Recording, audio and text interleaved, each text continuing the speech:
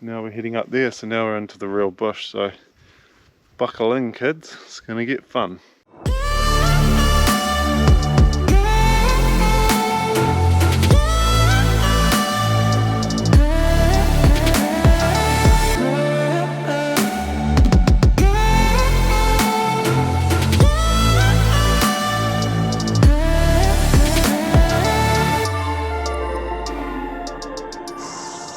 Hey everyone, good morning. So it is day 9. So we had 3 0 days in Ratia just to recover from the beach. But we're finally back on trail. We're just gonna take it easy to try protect our feet so they don't start getting bad again. But we just got dropped off by my mate Mike, who lives locally just around the corner. Had breakfast with him, which was awesome, and he just dropped us here. So the official trail notes advise that the 5k section on State Highway 1 out from Ratia, that you don't walk that. It is part of the trail, but they advise that you get a lift because it's the main state highway and it's very busy with traffic. A lot of people do walk it and find it's not too bad to walk. But given that the official advice is not to walk it, and given that we want to rest our feet, we got a lift.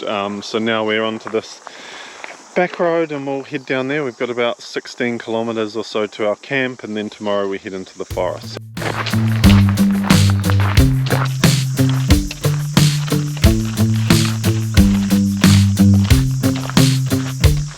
We're roughly kind of halfway through our day of road walking. We've come off the gravel road and we're onto the sealed road now. We'll follow that into Takahu, and then we follow some gravel roads up into the edge of the forest, which is where our campsite is. Not a bad day. It's a bit humid. It was hot earlier, it's cooled down a little bit. There's a little bit of breeze around. But yeah, it's not too bad.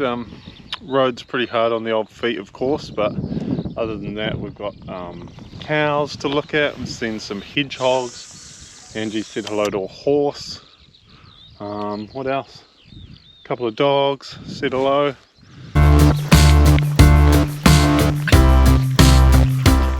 Just stopped for a little breather at the Takahu Hall, which is located out here, this intersection. And yeah, we'll just rest for a few minutes and then carry on for the final push. We've got probably just over an hour 15 or so, and we're done for today. So feeling a tiny bit sore, but pretty good, feeling pretty good. So yeah, much nicer day today than our first 5 days on the trail. Met a Buddhist monk that has the place up by the campsite. Had a wee chat to him on the side of the road. He's an interesting fella.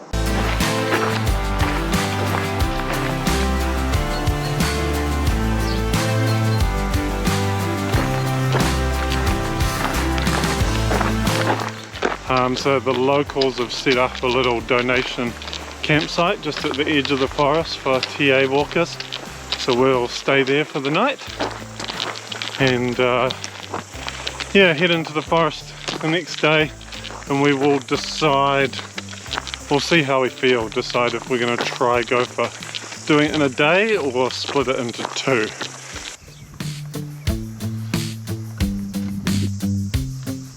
Hey everyone, so we have finished for the day. We've arrived at this little locally provided campsite for TA hikers, and we'll have our lunch because we haven't actually had our lunch yet, and then chill out here and head into the forest tomorrow. We did about 16 kilometers today of official trail, and took us about 4.5 hours or so, so not too bad. Hot on the feet, hard with the surface, bit of a climb at the end, but otherwise it was quite a pleasant day. Cloudy over, so it wasn't crazy hot or sunny. Yeah, so nice little spot. We're on this kind of little clear ridge. We can look out over the valley. It's a pretty spot, nice place to be.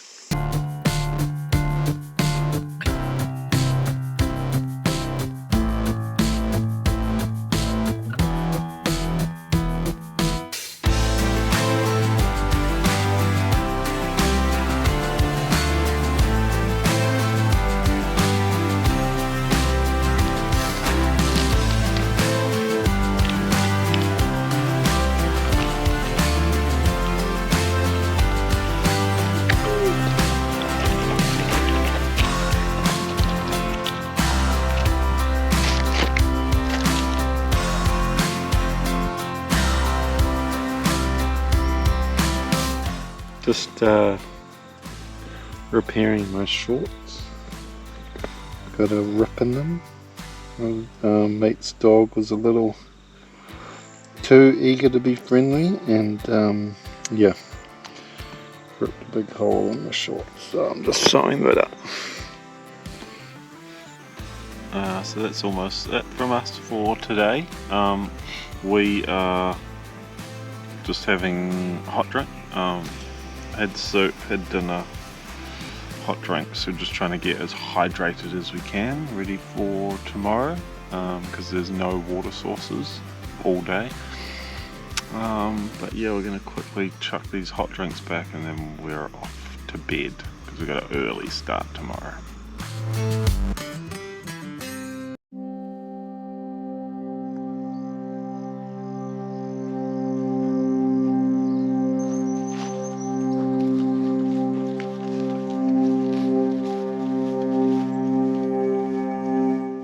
Good morning everyone.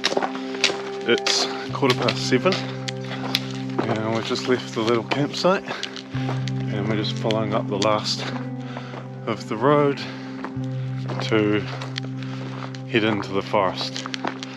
So we've got about roughly 17 kilometres today, give or take. So not a huge distance, but it's our first venture into New Zealand's infamous North Island bush. Angie and I are pretty familiar with that kind of terrain, but this track is quite a rough one, and it's legendary for its mud. Now, it's barely rained in several months, so we're not expecting it to be crazy muddy, but there's bound to still be a bit of mud, especially on the ridges. So yeah, we're just going to really take our time, take it easy. It's our first kind of ups and downs type hiking, but it should be a good day. It's going to be really nice just to be back in the forest, I think. Beautiful day right now. It's lovely.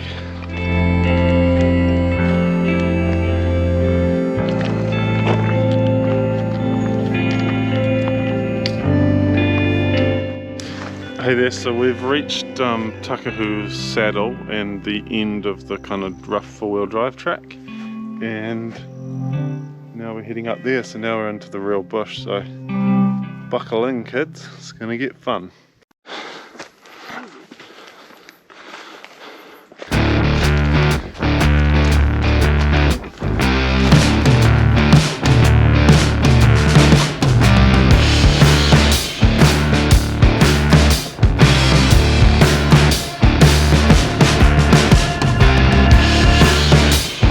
We've got a little lookout here. We can see what we've got going on, so we can actually see the majority of our track for the entire day, which is always very cool.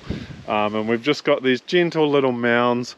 The forest it feels very much like hiking in the eastern Te Araroas, except it's nowhere near as steep, and the climbs are nowhere near as big. The summits and peaks are quite gentle. The reason for that is because Ratea Forest is actually built on basalt, formed from undersea volcanoes.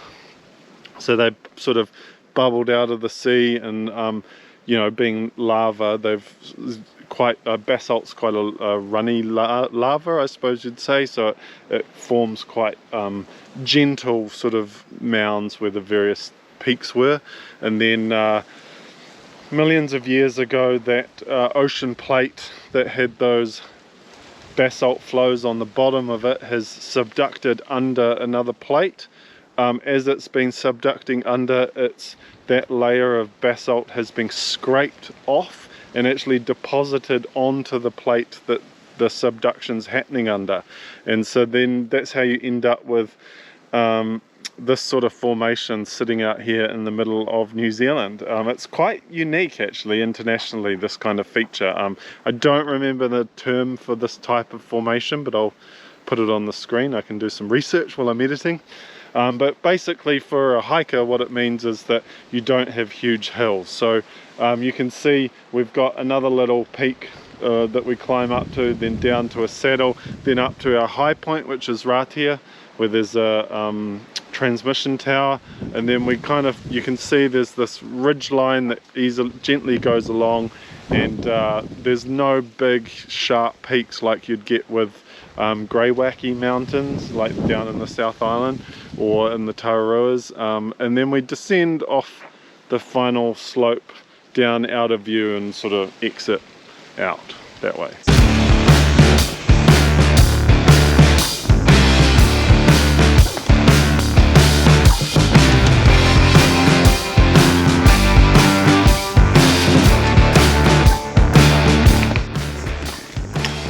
So this here is the closest we've come to mud on the entire trail so far, and I mean, it's, you don't even sink in it, it's soft. But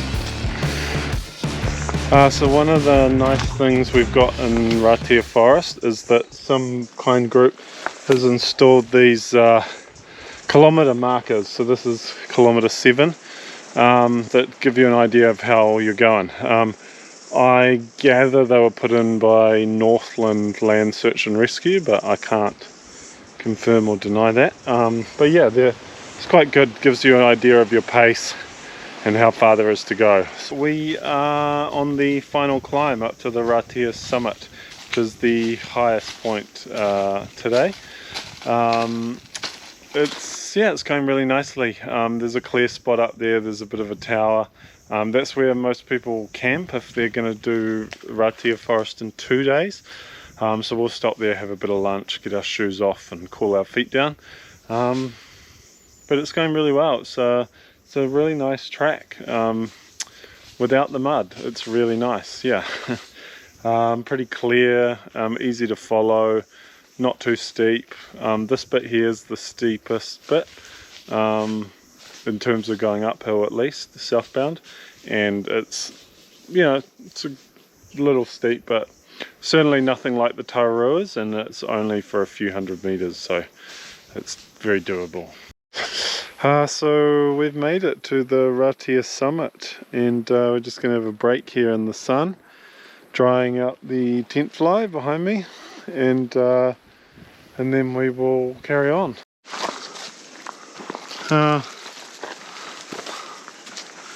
So after chilling out at the summit, we're going through a bit of a jungle now. The track abruptly became really overgrown.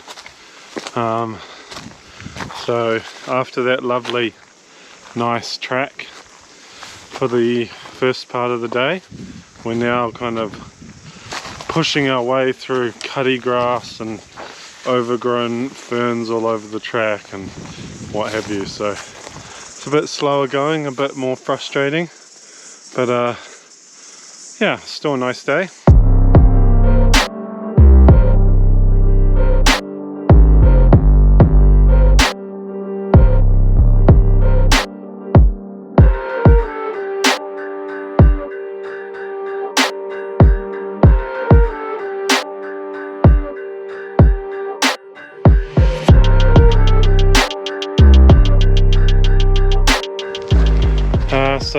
So we've reached a track junction. We've got some signs here, a bit of distance. The old TA sign there. Don't see many of those markers, so that's cool. We've descended off the kind of high points. Pretty gnarly. The descent was pretty crazy, and we just came into a slightly more open area. It's a little bit easier for a bit. Starting to close back up now though. But yeah, we've still got a whiles to go.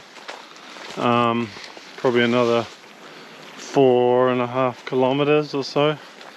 So I mean, at this pace that's a good couple of hours still, but if it stays like it is here, it shouldn't take that long. But yeah, we still plenty of daylight, no worries there, but we're just really tired.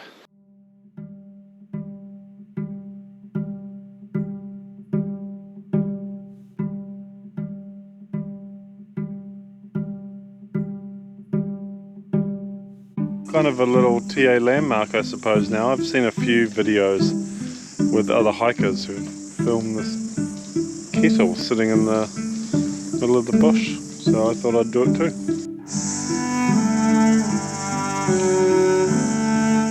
How does it feel to get out of Ratea Forest? Are we out?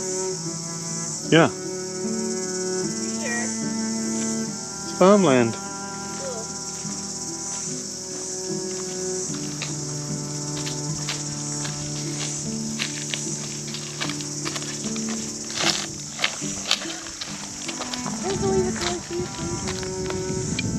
So we've come out of the forest into a farm. It's been a bit of an adventure. We came out into a paddock that was full of cows, calves and bulls, so that was fun.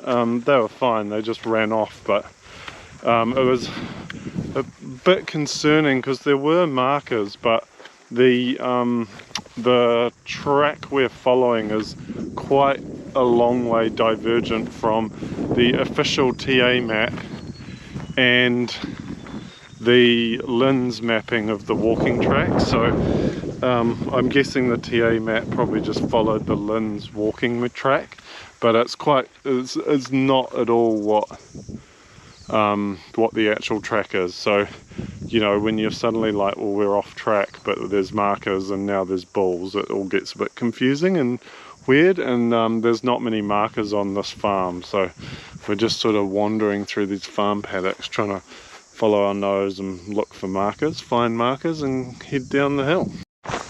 Hey everyone, so we have left the forest and we've left the farm.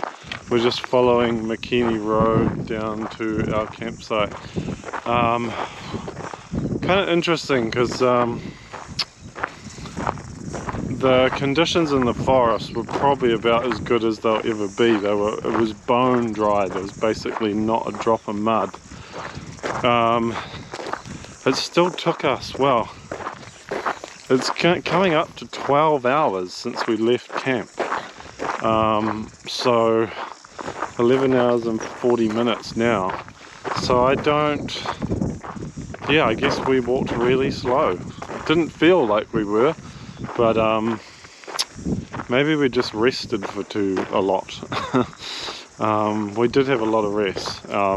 We took our time for the first bit, but yeah, that forest is hard work. It's a long way. It's a long 18 kilometers, shall we say. So we ended up staying at this little caravan stay. So this is the property of the same people that have the campsite set up, the donation campsite for TA walkers. But they've got this cute little caravan, so we decided we'd stay here instead so we can get out of the sun, relax a bit. There's a shower we can use here, solar shower, so Angie's having a shower, then I'll have one. And yeah, we are gonna chill out here, and then we don't have to pack up and stuff in the morning. We can just head on out. Should be good. So yeah, big day tomorrow. We are back on the road. So tomorrow we walk by road down State Highway 1 to Puketi Forest, and then the next day we have to cross Puketi Forest. And so yeah, the main reason we decided not to split Ratia Forest into 2 days, two reasons. Basically, we didn't want to carry the extra weight, but the other reason is there's some rain coming Sunday night, and it's advised that you do not go through Puketi Forest when there's been heavy rain, because the portion of the track basically goes through a canyon down a river, so you got to be safe.